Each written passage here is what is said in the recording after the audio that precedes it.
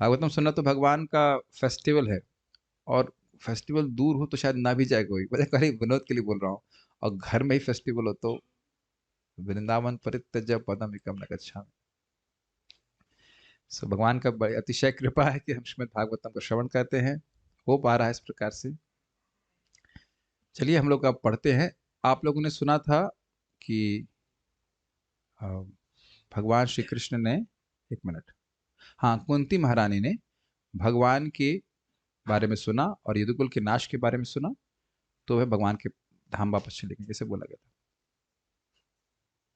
अब ऐसा लग सकता है कि भगवान और यदुकुल एक जैसे हैं।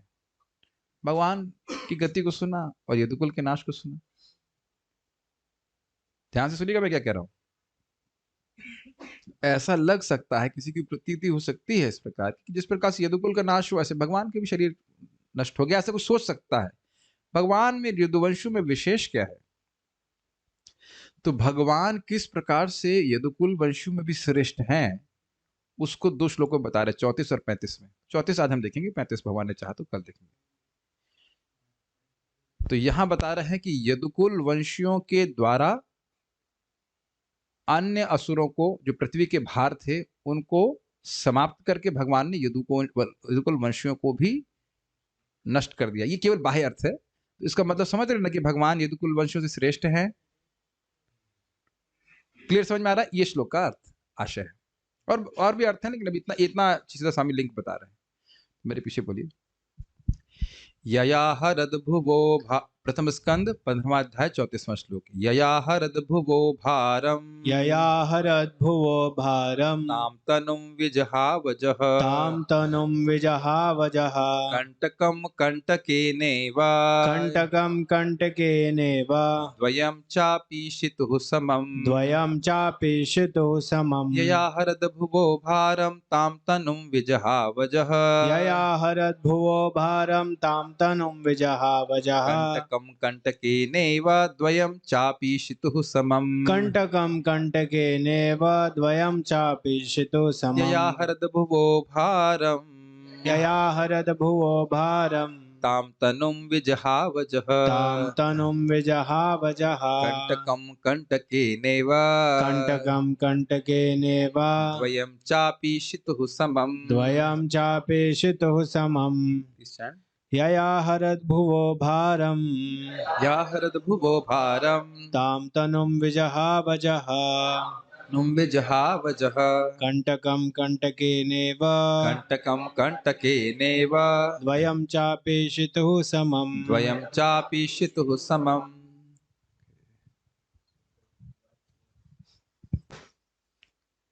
एक बात तो है, मैं आज देख रहा था कि महाराज जी का जब प्रवचन होता है और सामने श्लोक रहता है साइड में, तो उससे मन बहुत लग जाता है। मैंने देखा जब महाराज जी श्लोक रेफर करते हैं भागवतम का, जो हमारे सामने नहीं होता है, तो उधर मन फोकस करने में कठिनाई होती है। आपने देखा होगा। लेकिन वो श्लोक देखा हुआ नहीं ना, कैसे मैं बोलूँ देहिनो अस्मिन् यथा देह, तो ये श्लोक से आप परिचित हैं, तो उसकी छाप मन में रहती है। लेकिन जो श्लोक कभी सुना नहीं है, उसकी छाप मन में नहीं रहने से, श्लोक सामने रहने से समझ में आता है। ये अच्छा रहता है, बहुत बहुत अच्छा रहता है, फायदा रहता है। कृष्ण से मर्सी हम ऐसा कर पा रहे हैं। अनुवाद। सर्वोपरि अजन्मा भगवान श्री कृष्ण ने यदुवंश के सदस्यों से अपना अपना शरीर त्याग करवा दिया, और इस तरह उन्होंने पृथ्वी के भार को उतारा। यह कार्य कांटे को कांटे से निकालने जैसा था, यद्यपि नियंता के लिए दोनों एक से है। तो देखिए, जब यदुवंश के सदस्यों से अपना अपना शरीर त्याग करवा दिया, तो आप देख रहे हैं कि नियंता कृष्ण है। ईशॉल नीचे रखिए। अगर मान लो मैं ऐसा कहता हूं और आप करते हैं तो समझ में आ गया? तो ऐसा नहीं है कि भगवान ने इच्छा कर ली कि यदुवंश को अब जाना है तो वह उनसे कोई ऑब्जेक्शन कर सके। Does that make sense? यहां तो हम कहते हैं हम चौल नीचे क्यों रखें, नहीं रखेंगे। नियंता तो है नहीं हम लोग, लेकिन भगवान नियंता है। अब किस प्रकार से नियंता, जरा समझने का प्रयास कीजिए। पृथ्वी के भार कौन थे? असुरगण। यदुवंश नहीं थे, असुरगण थे। और उनको किससे हटवाया? यदुकुल के द्वारा। अरे यदुकुल से मतलब यहाँ यदुकुल बहुत से असुरों को यदुकुल के द्वारा मरवाया गया था। पढ़े नहीं, से भूल जाते हैं भी आप लोग, मछली बड़ी छोटी मछली, बड़ी मछली इत्यादि एग्जाम्पल दिए गए थे। और यदुकुल को कैसे नष्ट करवाया? आपस में भिड़वा कर करके। तो आप देख रहे हैं कि दोनों के नियंता भगवान हैं। हाँ, आप कहेंगे यदुकुल तो भगवान के भक्त हैं, असुर भगवान के भक्त नहीं है, लेकिन वह दोनों सम है। किस प्रकार से, जरा समझिए। आचार्यगण समझाते हैं कि जैसे कोई व्यक्ति के पांव में कांटा लग जाए तो उसे कैसे निकालते हैं? कांटे से ही। और बाद में जिस कांटे को निकाला है उसको भी छोड़ देते हैं, और जिससे निकाला है उसको भी छोड़ देते हैं। दोनों कांटे ही तो है, समता की दृष्टि से। लेकिन आप जान रहे हैं कि एक कांटा दुख देने वाला है और दूसरा कांटा दुख का निवारण करने वाला है, लेकिन है दोनों कांटे। कांटे की दृष्टि से दोनों सम है। ये बहुत अच्छा श्लोक है, बड़ा। आप लोग अगर विचार करें, बुद्धि को बड़ा संतुष्ट करने वाला है सब डिस्कशन।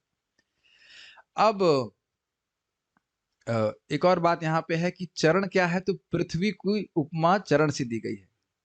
जैसे जो चरण है किसी का, तो उसमें कांटा घुस जाने से कष्ट होता है, तो पृथ्वी का भार बढ़ जाने से भगवान को अच्छा नहीं लग रहा था। समझ रहे हैं? तो पृथ्वी भगवान के चरण के रूप में कही गई है, उपमा की दृष्टि से कहा जा रहा है। ठीक है, अन्वय देखिए। अजह, सर्वोपरि अजन्मा भगवान श्री कृष्ण ने।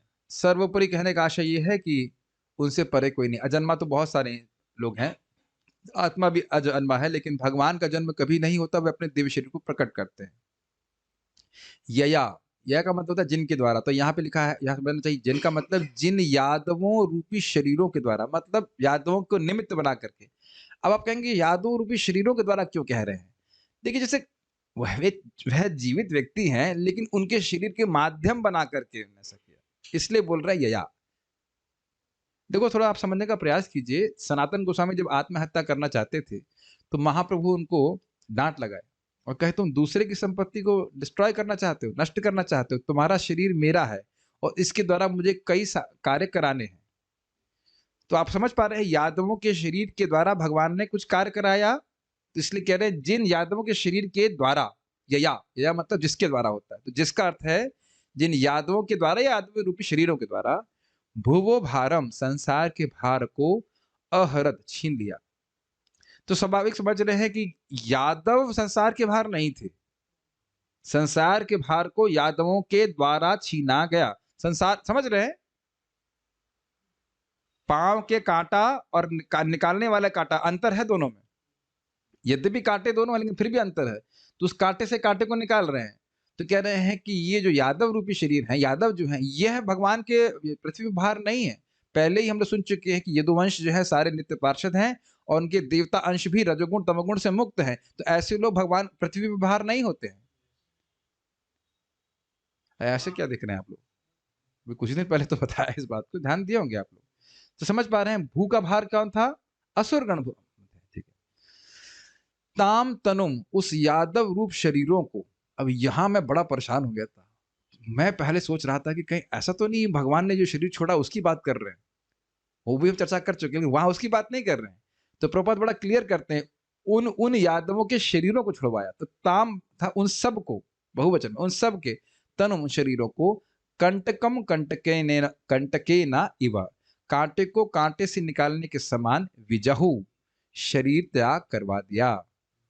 किनका शरीर त्याग करवा दिया? यादवों का। जैसे कांटे से कांटे को निकालते हैं, फिर जो कांटा जिससे कांटा निकाला है उसको भी फेंक देते हैं, तो उसी प्रकार से यदुवंश के द्वारा भगवान ने असुरों का नाश कराया, उसके बाद यदुवंश का भी नाश करा दिया। उनके शरीर छूट गए। लेकिन ये सब केवल बाह्य अर्थ है, शरीर छोड़ने का क्या अर्थ है भी आगे आगे और क्लियर हो जाएगा आपको। ऐसा क्यों किया? द्वयम चापी ईशतु समम, दोनों भी यद्यपि नियंत्या के लिए एक जैसे हैं, एक से है। नियंता है भगवान श्री कृष्ण, दोनों, चाहे वो भगवान का भक्त हो चाहे अभक्त हो, दोनों ही भगवान के अंश हैं, लेकिन थोड़ा मनोवृत्ति में अंतर है। समझ में आ रहा है? इस श्लोक को आपसे निवेदन है कि एक बार फिर से पढ़िएगा। एक बार सुनने से समझ में नहीं आएगा। ये श्रवण सत्र नहीं है, ये अध्ययन सत्र है। समझ रहे हैं? सुन करके जाना नहीं है, थोड़ा पढ़ेंगे तो बहुत रुचिकर लगेगा। इसीलिए मैं अनुवाद इत्यादि दिन में नहीं करता हूँ। जब तक शांति से बैठ करके आप विचार ना करें, ये समझ नहीं आता है, तेरे विचार कर रहे हैं प्रभु जी गोमाता प्लेस में घी का क्या रेट है, वो हो गया। फिर आप उसको नहीं कर सकते। मैंने खूब प्रयास किया, दोपहर में कुछ बात अगर बीच में आ गई तो आप उस पर समझ नहीं पाएंगे। बहुत बहुत डीप है। अब देखिएगा, पहले तो हम संस्कृत समझें। यया अहृद भुवो भारम, जिस इन यादवों के शरीर के द्वारा अहृद हर लिया। क्या हर लिया? भुवो भारम, पृथ्वी का भार हर लिया। तो क्या उसका किया आपने? कह रहे ताम तनु विजहा विजहाव अजह, वो अजन्मा भगवान उस शरीर को छुड़वा दिए। किनके शरीरों को? ताम अर्थात यादवों के शरीर को छुड़वा दिए, नष्ट करवा दिए। कैसे? तो कह रहे हैं कंटकम कंटके देवा। आपको याद है दृष्टांत किस लिए दिया जाता है? जो वस्तु दृष्ट है, जो आप देखते हो, उससे बात समझ में आ जाती है। तो कह रहे हैं जैसे कांटे से कांटे को निकाला जाता है, उस प्रकार से। द्वयम चापी शितु समम। अब कोई कहेगा भाई देखो असुरों को मरवाया तो कोई बात नहीं, लेकिन अब अपने भक्तों को मरवाया तो भगवान को तो क्लेश होना चाहिए ना। कहते हैं नहीं, भगवान के लिए दोनों सम है। भगवान किसी से राग और द्वेष से प्रभावित नहीं होते। ये भगवान के वैराग्य को भी दिखाता है। अब देखिए आप इस रोलर कोस्टर श्लोक। श्रीधर स्वामी, इस तरह से बात बतलाई गई कि यादवों से भगवान की विलक्षणता को ना जानकर दोनों में समता बतलाने वाले मंद बुद्धि वालों के प्रति यादवों से भगवान की विलक्षणता को दो श्लोकों से स्पष्ट करते हैं। कहने का आशय यह है कि अगर कोई सोचे कि यादव भी नष्ट हुए, भगवान भी नष्ट हुए, एक ही बात होगी। भगवान भी तो यादव ही थे ना भाई। तो कह रहे हैं नहीं, इन दो श्लोकों में, इस 34 और 35 में ये व्याख्या की जा रही है कि भगवान उनके नियंता थे, उनसे श्रेष्ठ थे, सर्वश्रेष्ठ थे। आगे भागवत में उदाहरण दिया गया है कि जैसे चंद्रमा की उत्पत्ति भी समुद्र में होती है, समुद्र से हुई। तो चंद्रमा के जब समुद्र में थे तो मछलियां सोच रही थी कि ये भी एक मछली है। समझ आ रहा है? ये उदाहरण दिया जा रहा है।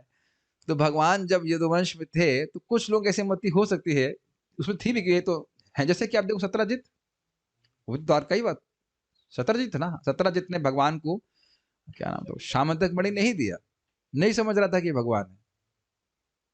अब क्यों, ये भी सर खुजाने वाली बात है कि द्वारका में होते हुए भी क्यों समझ नहीं पा रहा था। भगवान जाने, भगवान ही जाने, हमको समझ नहीं आता, लेकिन जो भी है। तो जिस यादव रूपी शरीरों के द्वारा, यानी कोई मंद बुद्धि सोचे कि यादवों में और कृष्ण में कोई अंतर नहीं है, तो ये ऐसा नहीं, इसको स्पष्ट करा जा रहा है श्लोकों में। जिस यादव रूपी शरीरों के द्वारा भगवान ने पृथ्वी के भार को जिस तरह से कोई एक कांटे से दूसरे कांटे को निकालता है, उसी तरह दूर किया, और उसके बाद उन्होंने उनके शरीरों का त्याग करवा दिया। क्लियर समझ में आ गया? क्योंकि चाहे यादव शरीर हो अथवा पृथ्वी का भारभूत शरीर हो, मतलब असुरों का, ये दोनों शरीर भगवान के लिए समान रूप से संहार्य थे। दोनों का संहार भगवान को करना था। अब हम बताए बिना रहा नहीं जा रहा है, पहले समझा दे रहे हैं। देखिए भाई, असुरों का संहार क्यों करना था तो स्पष्ट है, ठीक है। यदुकुल का संहार करना क्यों जरूर था? देखिए, एक कारण तो ये है कि उनका कोई प्रयोजन नहीं था यहाँ पे। देवता लोग जो आए थे उनको वापस अपने लोकों में जाना था, और जो भगवान के नित्य पार्षद है उनको नित्य लीला में प्रवेश करना था। कोई प्रयोजन नहीं रहा, ड्रामा समाप्त हो गया, खत्म कर। क्लियर? ये था। और लोगों को क्या दिखाना था? देखो, गांधारी के शाप से कृष्ण का पूरा वंश ध्वंस हो गया, यही भगवान है, कुछ नहीं कर पाए ना। तो यह भी प्रयोजन था कि भाई जो लोग माया में प्रभावित रहे वो रहे, वही मानते रहे कि कृष्ण भगवान नहीं। अभी वही बोल। और दूसरा यह भी है कि भगवान कृष्ण अगर पहले चले जाते तो यदुकुल वंशी पागल हो जाते, पृथ्वी को पूरा ध्वंस कर देते विरह में कृष्ण के। तो इसलिए पहले भगवान को भेज दिए और फिर भगवान गए। तो ये सब आप लोग 11वें स्कंद के 31-31 दो अध्याय में पढ़ें। अगर आपके पास बहुत अच्छा है, और पढ़ेंगे तो समझ में अधिक आएगा। सारार्थ दर्शनी 1:34। यादव आदि की अंतिम दशा को सुनकर दुखी शौनक आदि मुनिगण को आश्वासन प्रदान करते करते सिद्धांत रहस्य को श्लोक से कह रहे हैं। अब आप देखिए, समझने का प्रयास कीजिए। देखिए, शौनक आदि ऋषि शुद्ध भक्त हैं, वह श्रीमद् भागवतम को केवल स्टोरी के रूप में नहीं सुन रहे। समझने का प्रयास कीजिए। जैसे मान लीजिए कोई कहे कि अरे आपके भाई की मृत्यु हो गई। अच्छा, क्या ऐसा रिएक्शन होगा? या आपके बच्चे की मृत्यु हो गई है। अरे ठीक है, क्या पर्पट है इसका? आप समझ रहे मेरी बात? हम दुनिया में सुन रहे होते हैं कि इसकी मृत्यु होगी, उसकी मृत्यु, अच्छा ठीक है, 30 कितने लोग मरे? एक डेटा कलेक्ट कर रहे हैं। एक व्यक्ति का कमेंट है, one death is a tragedy, a million is a statistics. Stalin. एक व्यक्ति मरता है तो दुख होता है, और लाखों लोग मर जाते हैं तो ये एक गिनती है, स्टैटिस्टिक्स है। इतने लोग मर गए, कितने कठोर हृदय वाले लोग होते हैं कि नहीं? तो अब आप देख रहे हैं कि शौनक आदि ऋषि ये भागवत में क्या, हम तो इंग्लिश में कहेंगे इन्वॉल्व है, क्या बोलेंगे हिंदी में इसको? शामिल, उर्दू हिंदी भी कौन आएगा? अभिनिविष्ट है वो। आप समझ रहे हैं, जैसे बोला कि भगवान की गति, भगवान वापस चले गए, यादव को सब नष्ट हो गए, तो उससे उनको दुख हो जाएगा सुन करके। They not just simply hearing, ये सोचना चाहिए। तो अब सिद्धांत सब स्पष्ट करके उनके दुख को दूर कर रहे हैं। भागवत सुन करके दुख, हाँ जी होता है, भय भी हो जाता है। भय, शोक मोह भाव आपने कहा था, हाँ जी वो भी कहा था, और ये भी कह रहे हैं। परीक्षित महाराज भी इसी प्रकार से भयभीत हो गए थे कि पूतना आ रही है, कृष्ण को मार देगी। तो फिर वहां सिद्धांत बताया गया कि नहीं, जहां कृष्ण का नाम होता है वहां पे सब नहीं होते हैं, तो कृष्ण को कैसे मार सकती है पूतना? इमोशंस डोंट फॉलो सिद्धांत। ठीक है। वो कहते हैं कि मान लो किसी के पिताजी की मृत्यु हो गई, तो कह रहे हैं आत्मा है, आत्मा का नाश क्या होता है, तो तुरंत ग्रहण नहीं करता क्योंकि इमोशनली इन्वॉल्व रहता है ना। यादव आदि के द्वारा निज पाद स्वरूप पृथ्वी के भार को जैसे कांटे के अग्रभाग से दूसरे कांटे को निकाला जाता है, उस प्रकार पृथ्वी के भार का हरण करने के बाद इस शरीर का परित्याग, सॉरी उस शरीर का परित्याग भगवान ने करवा दिया। थोड़ा समझने का प्रयास कीजिए। उदाहरण क्या दिया जा रहा है? कांटे से कांटे को निकाला जाए, और वो कांटा कहाँ लगा है? पैर में। तो वो पैर क्या है? पृथ्वी। जैसे कांटा पांव को कष्ट दे रहा था, उसी प्रकार से असुरगण पृथ्वी को कष्ट दे रहे थे, इसलिए पृथ्वी को यहाँ पे भगवान के चरण से उपमा दी जा रही है। जैसे कोई व्यक्ति अपने चरण को कष्ट देने वाले कांटे को कांटे से निकालता है, उस प्रकार से पृथ्वी रूपी अपने चरण को कष्ट देने वाले असुरों को भगवान ने यदुकुल वंशी शरीरों के द्वारा नष्ट करा दिया, और बाद में उन शरीरों को त्याग करवा दिया। जैसे कांटा निकालने वाले कांटे को भी त्याग कर दिया जाता है। क्लियर? आगे बढ़े। उत्तर दे रहे हैं, देवदत्त ने वस्त्र त्याग दिया। इस वाक्य के न्याय के अनुसार अपने संग के द्वारा ही भगवान ने उनके शरीरों का परित्याग करवाया। अर्थ, इसका अर्थ क्या है? देवदत्त ने वस्त्र त्याग दिए मतलब अपनी इच्छा से, सिंपल ये बात बोल रहे हैं।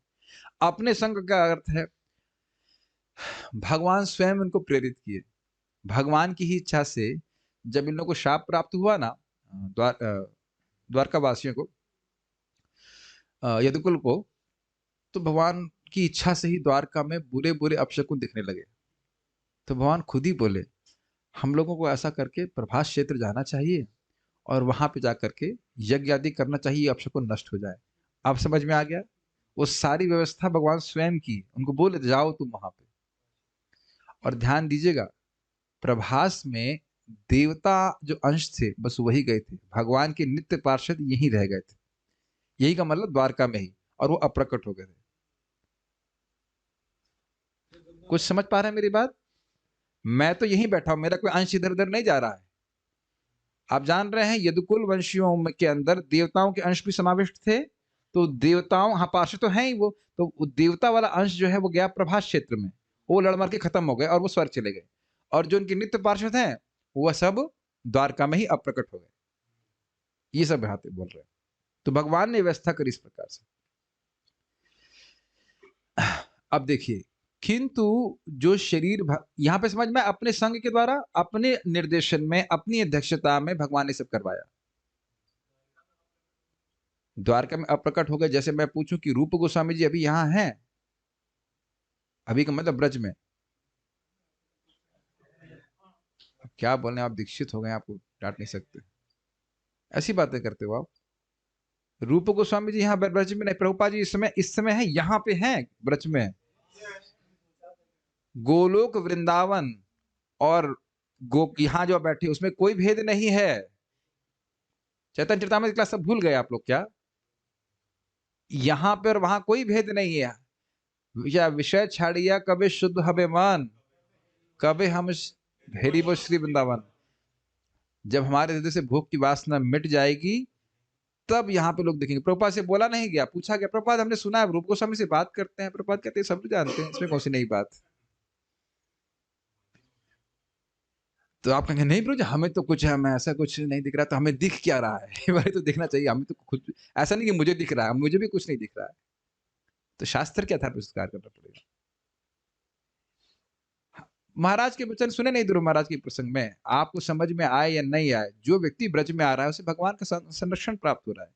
अप्रकट लीला नहीं समझते आप, इस समय भगवान की लीला नहीं चल रही, अद्यावधि लीला करे गौर राय, कोनो कोनो भाग्यवान देखी बारे बार। इस समय भी महाप्रभु की लीला चल रही है, कोई कोई भाग्यवान देख सकता है। इसी तरह ब्रज में भगवान श्री कृष्ण की लीला अभी भी चल रही है, हमारी भी लीला चल रही है वो अपने खाए पीने में मस्त है, लेकिन भगवान की लीला अब चल रही है, जो महान संत लोग वो देख पाते हैं। कुछ कठिनाई हो रही है या निधिवान और सभी जगह कृष्ण की लीला चल रही है। अरे यहाँ हर जगह लीला चल रही है, वो हम नहीं देख पा रहे तो उससे क्या होता है। अब ब्रह्मा जी जब द्वारका में पहुंचे तो भगवान दिखाए नहीं ब्रह्मा जी को कि देखो इतने सारे ब्रह्मा है, वो बाकी ब्रह्मा देख नहीं पा रहे, केवल ये ब्रह्मा देख पा रहे हैं। तो हमारा देखना नहीं देखना कोई क्राइटेरिया नहीं है। तो जैसे यहाँ पे भी सारे भगवान के पार्षद हैं अभी भी और हमेशा रहेंगे, इसे अप्रकट लीला कहते हैं। तो उसी प्रकार से वही जो द्वारका है वो नित्य द्वारका है, प्रलय में नष्ट नहीं होने वाली है। बहुत पहले चर्चा कर चुके हैं, द्वारका स्वर्ग से भी श्रेष्ठ है, स्वर्ग नष्ट हो जाता है, द्वारका नष्ट नहीं होती है, पूरी नष्ट नहीं होती है।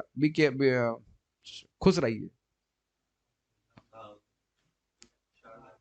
अब आप लोग मटेरियल वर्ल्ड में नहीं है, be happy, don't go back because of cold ठीक है कि नहीं, ठंड की वजह से वापस नहीं जाइए भौतिक जगत, अगर संभव हो सके तो। श्रद्धा हो जाए तो कितनी बड़ी बात हो जाएगी, विश्वास भी नहीं होता ना। How can I be in this place for what ever reasons. स्नान करने से पाप से मुक्ति मिल जाती। स्नान करना क्या, यानी अभी हम पढ़ाएंगे तब देखिएगा, उसमें अद्भुत महिमा लिखी है। अच्छा चलिए, तो ये समझ में आ गया कि भगवान ने वस्त्र त्यागे। अच्छा सॉरी भगवान ने वस्त्र नहीं त्यागे, देवदत्त ने वस्त्र त्याग किया, तो अपनी इच्छा से जो वस्त्र त्यागना चाहता है वो त्यागेगा, और जो नहीं त्यागना चाहता है वो नहीं त्यागेगा। भाई आज मैं स्वेटर नहीं पहन के आया हूं तो अपनी इच्छा से नहीं पहन के आया हूं ना, मेरी इच्छा है कि स्वेटर नहीं पहनूंगा, और अभी रोक लेंगे आप स्वेटर पहनने से, नहीं। तो उस अर्थ में कहा जा रहा है कि भगवान ने जो उनका देवता वाला अंश था वह तो नष्ट करवा दिया, लेकिन जो उनके पार्षद थे वह सब भगवान की लीला में नित्य वर्तमान रहे। देखिए, किंतु जो शरीर भगवान की नित्य लीला में संलग्न होने के लिए है उसका परित्याग नहीं करवाया, यह भाव है। इसलिए अर्थ यह है कि अपने अंश रूपों में देवता भगवान के साथ अवतरण होने के समय यदुओं के नित्य स्वरूपों में ही प्रविष्ट हो गए, जो यदुओं की संपत्ति है। क्या यदुओं की संपत्ति है? उनका नित्य पार्षद देह है, तथा योग बल से भगवत पार्षदों के उन नित्य स्वरूपों से विलग होकर जब वे अर्थात देवता प्रभास गए, तो मदिरा पान के पश्चात देवताओं के रूपों में उन भगवान द्वारा उन्हें स्वर्ग की प्राप्ति कराई गई, जिन भगवान ने अपनी माया के प्रभाव से लोक को यह प्रदर्शित किया कि यदुओं ने देह त्याग कर दिया। How that is possible? 500 रुपये जमा करने पड़ेंगे। Sorry, I am extremely sorry, was spaced out.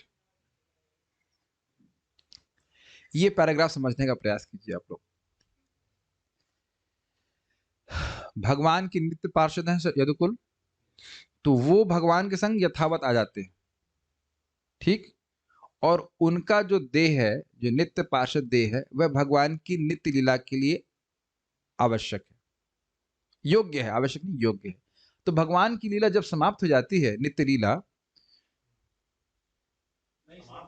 जानबूझ के मैं गलत बोल रहा हूं ताकि देखो कितने लोग सो रहे हैं यहाँ पे। भगवान की नित्य लीला का मतलब क्या हुआ? नित्य मतलब हमेशा, समझ में आ गया? भगवान की नित्य लीला कभी रुकती नहीं है, कभी नहीं रुकती है। तो भगवान के जो नित्य पार्षद हैं उनका देह की आवश्यकता कब तक है माय डियर डिवोटीज? शाश्वत समय के लिए। तो उसको नष्ट करने का प्रश्न नहीं होता है। तो उसको भगवान ने नष्ट नहीं किया, नष्ट हो भी नहीं सकते, वो शाश्वत देह है, करने की जरूरत भी नहीं है। लेकिन देवताओं को जिस प्रयोजन से बुलाया था, भाई पृथ्वी का आभार भी हरना है, तो अब उसका प्रयोजन की कोई जरूरत नहीं है, जाओ अपने वापस स्थान अपने जाओ रहो। Does that make sense?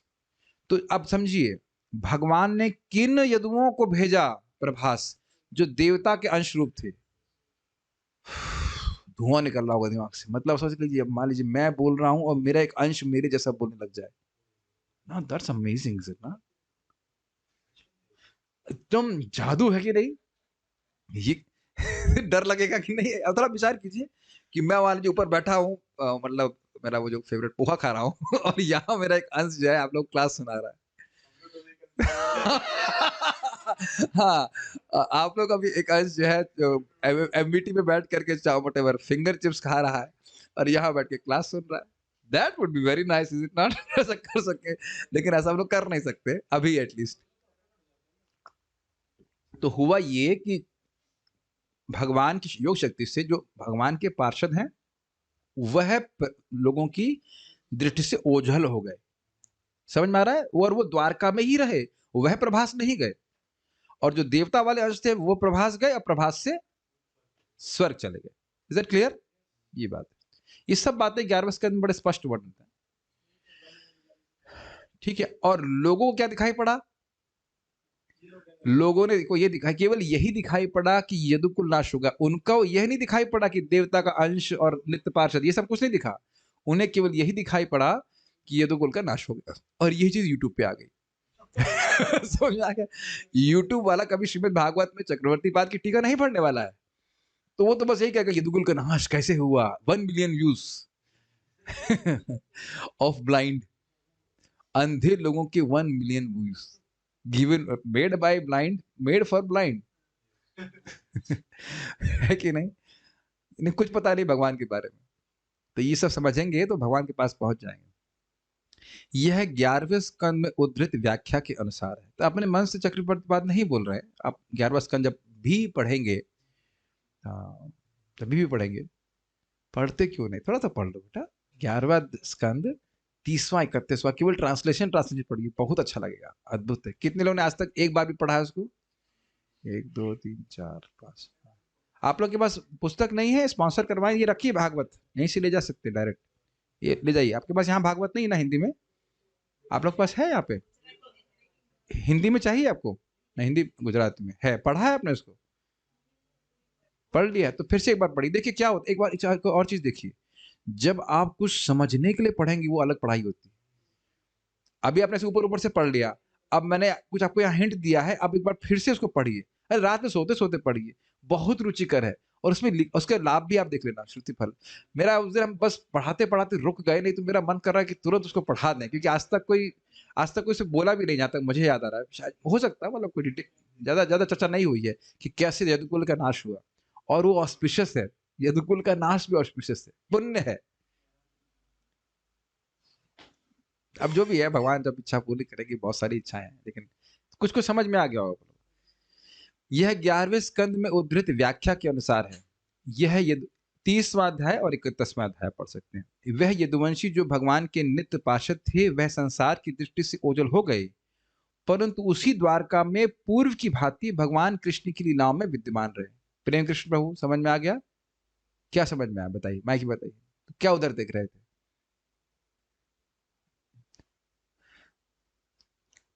यह यदुवंशी, वह यदुवंशी जो भगवान के नित्य पार्षद हैं, वह संसार की दृष्टि से ओझल हो गए, युद्ध के द्वारा नहीं, बस ओझल हो गए। युद्ध के द्वारा कौन ओझल हुआ था? जो देवता के अंश थे, यस। परंतु उसी द्वारका में पूर्व की भांति भगवान कृष्ण की लीला में विद्यमान रहे। ठीक है, ये हम लोग के लिए बहुत प्रैक्टिकल भी है। जैसे आप सनातन गोस्वामी की समाधि में जाते हैं या रूप गोस्वामी की समाधि में जा रहे हैं, ये केवल उनका स्मरण भी कर रहे हैं, परिक्रमा करते हुए स्मरण कर सकते हैं, एक्चुअली देयर। ये प्रभुपाद जी की समाधि में, ये आप लोग अभी भी विश्वास नहीं हो रहा है, क्या बताऊं, आप लोग पढ़े नहीं है। बृहद भागवत में लिखा हुआ है, वो जो गोप कुमार थे, वो यहीं पे जैसे यमुना में देखे, यमुना में स्नान कर रहे, कुछ कर रहे हैं, और एकदम से सारा दृश्य पूरा चेंज हो जाता है। Everything changes to toward Goloka.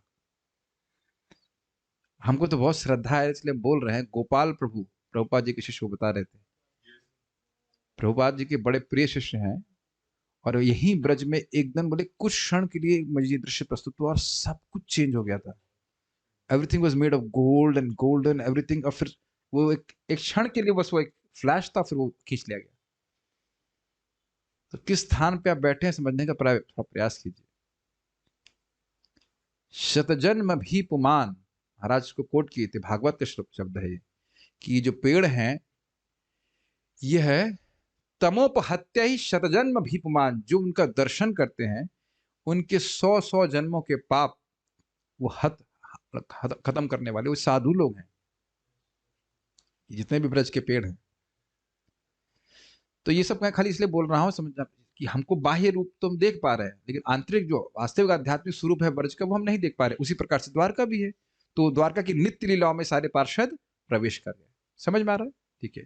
ये श्रीमद् भागवतम, ये श्रीमद् भागवतामृत होना चाहिए, पर मिस्टेक है यहाँ पे। श्रीमद् भागवतामृत के सिद्धांतों से ज्ञात होता है दोनों भार, अर्थात असुरों के रूप में पृथ्वी का भार तथा देवताओं के रूप में वह भार जो यदुओं के नित्य स्वरूप में प्रविष्ट हुए थे, ईशितु समम, अर्थात परमेश्वर द्वारा समान माना गया। अब थोड़ा समझिए, मुझे लग रहा है क्लियर नहीं हुआ। देखिए, पृथ्वी का भार असुर थे और वह पृथ्वी को कष्ट देता है, ये समझ में आ रहा है। अब आप ये बताइए कि जिस कांटे से कांटा निकाला, अब वो कांटा भी तो भार ही है, करें क्या इसको, फेंको। अब क्लियर हुआ।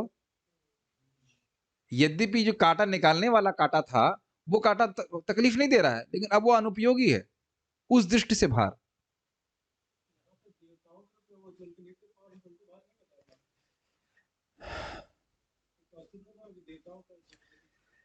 पढ़िए आप, माइक दीजिए इनको, माइक दीजिए इनको, और पढ़िए इसको क्या लिखा है, दोनों भार। पढ़िए आप, क्या लिखा है यहाँ पे? दोनों भार अर्थात असुरों के रूप में पृथ्वी का भार तथा देवताओं के रूप में वह भार जो यदुओं के नित्य स्वरूपों में प्रविष्ट हुए थे।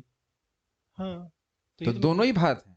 हमें तो जो नित्य जो पार्षद है हाँ वो तो है, वो तो मैं बोलूंगा ही ऑब्वियसली। जो नित्य स्वरूप है यदु के, वह भार नहीं है, वो तो कोई दिक्कत नहीं, वो तो बात कही नहीं जा रही है। देखिए, मुख्य रूप से यहाँ पे कहा जा रहा है कि देवताओं को बुला के क्या कार्य करवाया गया है, असुरों का नाश कराया गया है। नित्य लीला में तो भगवान के पार्षद हैं ही, अंतर देख पा रहे हैं। स्पष्ट रूप से बताया जा रहा है कि देवताओं का जो अंश था वो किस लिए बुलाया गया, असुरों का नाश करने के लिए। वही उनकी कंप्लेन भी तो वही थी। खाली बैठ के तुम चाउमीन खाओगे वहां पे, अब शराब का डांस देखोगे, भगवान कृष्ण करते रहे। भगवान भी बोले कि मैं जा रहा हूं तुम्हारा काम करने, तुम भी तो कुछ शायद दो। तो भगवान भी तो अपेक्षा कर रहे हैं, तो वह भी देवताओं का सहायता लिए। सहायता क्या लीजिए, सहायता करवा, मतलब उनको सेवा में नियोजित करवाए, खाली नहीं बैठना है। अग्रीड, असुर लोग पाप कर रहे थे इसलिए वह भार है, इसमें कोई कठिनाई नहीं। आप बताओ कि अगर जो कांटा आपका लगा, मालूम हमारे पांव में लग गया, तो वह तो दुख दे रहा है। जिस कांटे से कांटे को निकालेंगे उसका करोगे क्या आप, तो वो भार हो गया कि नहीं? वो कांटा लेके जेब में तो ना घूमेंगे, उसका उपयोग नहीं रहा ना। समझिए, भार का आशय क्या, भार का मतलब आपके लिए उपयोग का नहीं है, उस तरह से। तो दोनों ही भार थे भगवान, उसको भी दूर करा दिया और उनको अपनी नहीं नहीं, उनको स्वर्ग में भेज दिया। Are you with me? ठीक है। यद्यपि दृष्टांत में दोनों कंटक समान है, कांटे के समान है, फिर भी कंटक का सिरा, कांटे का अग्र वाला भाग, उपकरण के रूप में भगवान के प्रभाव द्वारा अंतरंग भाग है। ये भगवान के सेवक हैं, देवता आदि, अर्थात यादव गण सहायक की भांति भगवान की लीला में कार्य कर रहे थे, सहायता कर रहे थे। और क्रिया का विषय, क्रिया क्या है, कांटे को निकालना, तो उसका विषय क्या है, जो कांटा घुसा हुआ है वो, अर्थात वह अन्य कंटक अर्थात असुर आदि माया के प्रभाव में होने के कारण बाह्य भाग हैं, यद्यपि वह भी भगवान की लीला में सहायक के रूप में कार्य कर रहे थे। हाँ, भगवान की लीला में सहायक रूप में कार्य करते। भाई विलन भी तो चाहिए पिक्चर में। विलन नहीं होगा तो फिर ड्रामा कैसे चलेगा? लेकिन वह महामाया के प्रभाव में है और ये सब योग माया के प्रभाव में, एक ही समय में। ये कई बार आप इसको देखेंगे, है ना, इंटरेस्टिंग है। ठीक है, बाल प्रबोधिनी देखिए, भगवान के वैराग्य को यहां कह रहे हैं। अजन्मा भगवान श्री कृष्ण ने यादव रूप शरीरों से पृथ्वी के भार को हर लिया और फिर उन शरीरों का भी त्याग करवा दिया, यानी कि उन यादवों में भी आसक्त नहीं थे, देवताओं के जो अंश थे, परंतु परम उपकारी शरीरों को त्याग उन्होंने कैसे कर दिया? परम उपकारी शरीर कौन से हैं? वेरी गुड, यादवों के। भूभार को नष्ट कर दिया। यादवों ने अच्छी सेवा करी कि नहीं करी? यदि यह शंका हो तो कहते हैं द्वयम, भूभार रूप शरीरों को मारने के लिए जिन शरीरों का उपयोग भगवान ने किया वह दोनों भगवान के लिए समान थे। समझ में आ गया? समान, कंटक और समान। फिर उन्होंने उनको स्वीकार क्यों किया? यदि यह शंका हो तो कहते हैं कि उनके बिना भूभार का उद्धार संभव नहीं था और उसको एक दृष्टांत से स्पष्ट कर रहे हैं। भाई कांटा घुसा हुआ है तो उंगली से तो निकलेगा नहीं, तो कांटा निकालने के लिए कांटे की जरूरत है, और कांटा निकालना परोपकार है कि नहीं? तो जो यादव रूपी परोपकारी शरीर थे उससे भगवान ने पृथ्वी का कांटा तो निकाल दिया, लेकिन अब उसको भी त्याग दिया, जैसे कि हम एक जो कांटा जिसे निकालते हैं उसको त्याग देते हैं। तो भगवान के वैराग्य को सूचित कर रहे हैं। जैसे एक कांटे को लेकर चरण में प्रविष्ट हुए दूसरे कांटे को निकाला जाता है और पुनः उस निकालने वाले कांटे को दूर ही फेंक दिया जाता है, उस प्रकार से तो भगवान के लिए दोनों ही कांटे जैसे थे और उसको फेंक दिए, लेकिन दोनों में अंतर है, जैसा कि आप लोग समझ गए तात्पर्य प्रभुपाद जी। श्रील विश्वनाथ चक्रवर्ती ठाकुर बतलाते हैं कि शौनक तथा अन्य ऋषि जो नैमिषारण्य में सूत गोस्वामी से श्रीमद् भागवत सुन रहे थे, यदुओं के इस प्रकार मदोन्मत्त होकर मरने की बात सुनकर प्रसन्न नहीं थे। अतएव उनकी मनोव्यथा को दूर करने के लिए सूत गोस्वामी ने उन्हें विश्वास दिलाया कि भगवान ने यदुवंश के सदस्यों से अपना शरीर त्याग करवा दिया, जिससे वे संसार के भार को हल्का कर सके। भगवान तथा उनके नित्य संगी इस धरा पर पृथ्वी का भार उतारने में प्रशासनिक देवताओं की सहायता करने के लिए प्रकट हुए थे। अब तो बहुत स्पष्ट समझ में आ रहा होगा। अतएव उन्होंने अपने कतिपय विश्वास पात्र देवताओं को यदुवंश में प्रकट होने और उन्हें अपने महान उद्देश्य में सेवा करने के लिए बुलाया था। क्लियर? कतिपय मतलब कुछ। उद्देश्य पूरा हो जाने पर भगवान की इच्छा से देवताओं ने मदोन्मत्त होकर परस्पर लड़ भिड़कर अपने भौतिक शरीर त्याग दिए। क्लियर? समझ में आ गया कि जो लड़ने भिड़ने वाले यदुवंश थे वो कौन थे? देवता थे, वह नित्य पार्षद नहीं थे। देवता सोमरस पीने के अभ्यस्त हैं। Just in case you have some desires. And Bhagavad Gita के 5 श्लोक पढ़ने हैं आपको, 18वें अध्याय के। नहीं, नोबडी इज इंटरेस्टेड। ठीक है। देवता सोमरस पीने के अभ्यस्त हैं, अतएव शराब तथा मादक द्रव्यों का सेवन उनसे अछूता नहीं है। मतलब उसके मतलब उसका थोड़ा सा ओकेजनली ले लेते हैं। अगर कहा जाए, सुना आप लोग रोज शराब नहीं पीते, ओकेजन पे पी लेते हैं, वैसा बोलते हैं। कभी कभी उन्हें उन्मत्तता के कारण कष्ट उठाने पड़े थे। एक बार मदोन्मत्त होने के कारण कुबेर के पुत्र नारद के शाप भाजन बने, लेकिन बाद में भगवान श्री कृष्ण की कृपा से उन्हें असली रूप प्राप्त हो सका। ये तो जानते हैं, कुबेर और मणि, नल कुबर और मणिग्रीव। जब शराब वहां चलती तो आप कहेंगे प्रभु जी यहाँ क्यों बोल रहे हैं नॉन इंटॉक्सिकेशन? क्योंकि हमें भगवान के पास जाना है और वहां पाप नहीं होता है। यहाँ अवैध संग होता है, वहां नहीं होता है। यह कथा दशम स्कंद में मिलेगी। परमेश्वर के लिए असुर तथा देवता दोनों समान हैं, लेकिन देवता भगवान के आज्ञाकारी हैं किंतु असुर नहीं है। अतएव कांटे से कांटा निकालने का उदाहरण अत्यंत उपयुक्त है। एक कांटा जो भगवान के पांव में चुभता है वह निश्चय ही उन्हें कष्टदायक है, और दूसरा कांटा जो पीड़ादायक तत्वों को निकालता है निश्चय ही भगवान की सेवा करता है। एकदम अब स्पष्ट हो गया होगा। यद्यपि प्रत्येक जीव भगवान का अंश है, फिर भी जो भगवान को चुभता है वह असुर है, और जो स्वेच्छा से सेवक है वह देवता कहलाता है। इसके अलावा और कौन सा है? कोई भी नहीं। देवता या असुर, सुर या असुर। एक बार भक्त लोग विनोद में बोलते हैं, जो व्यक्ति भगवान के सुर से सुर नहीं मिलाता उसको असुर कहते हैं। तो कहाँ कहाँ भक्त लोग सोचते हैं। भगवान कुछ होता है ना, मैं मान लो कुछ गा रहा हूँ, हरे कृष्णा हरे कृष्णा, अब कोई व्यक्ति अलग सुर में गा रहा है तो अच्छा नहीं लगेगा ना। तो यही बोल रहा है कि भक्त लोग अपना ही हिसाब किताब। वैसे ये बोला गया है कि असुर लोग जानते हैं कि भगवान कौन है, लेकिन मानेंगे नहीं उनकी बात। ढीठ है, जान रहे हैं कि भगवान कौन है, लेकिन उनकी प्रवृत्ति ऐसी है कि ना हम मानेंगे नहीं उनकी बात। तो कंटक की तरह भौतिक जगत में देवता तथा असुर सदा ही लड़ते रहते हैं और देवता सदा ही भगवान द्वारा असुरों के हाथों से बचाए जाते हैं। ये दोनों ही भगवान के नियंत्रण में रहते हैं। We tend to forget this. हमें लगता है कि दुनिया में इतनी सारी चीजें हो रही हैं और भगवान का नियंत्रण नहीं है। एक छोटी सी बात सोच लीजिए, अंधेरे में बहुत सारे कीड़े जन्मते हैं, मानते हैं कि नहीं? तो क्या लगता है वो सूर्य के नियंत्रण के बाहर हैं? अंधेरा किसके नियंत्रण में है? सूर्य के। और जैसे सूर्य उदित होगा कितने कीड़े केवल उस प्रकाश से ही मर जाते हैं। आप समझ में आ रहा है? क्योंकि कभी सोचना नहीं चाहिए कि असुर बढ़ रहे हैं तो वो भगवान का नियंत्रण कहीं खत्म हो गया है। भगवान की इच्छा से कलयुग है तो चलेगा, और कलयुग भी सबसे छोटा युग है। ऐसा नहीं कलयुग फैल जाए और कहे कि चलो अब हम सत्युग को क्या अतिक्रमण कर लें, ऐसा नहीं होता है। It doesn't work like that.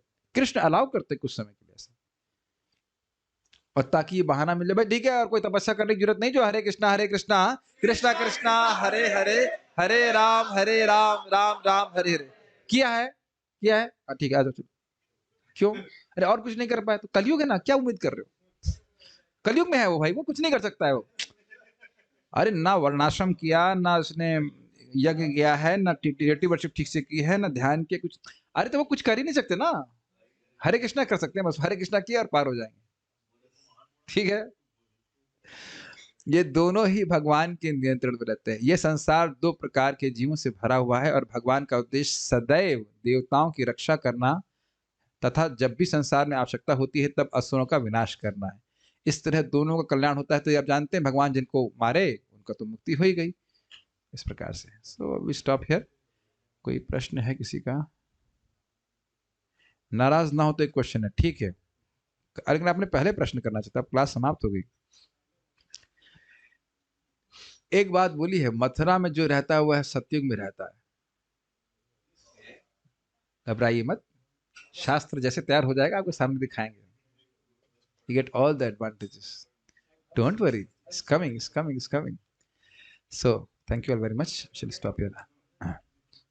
Srila Prabhupada की जय।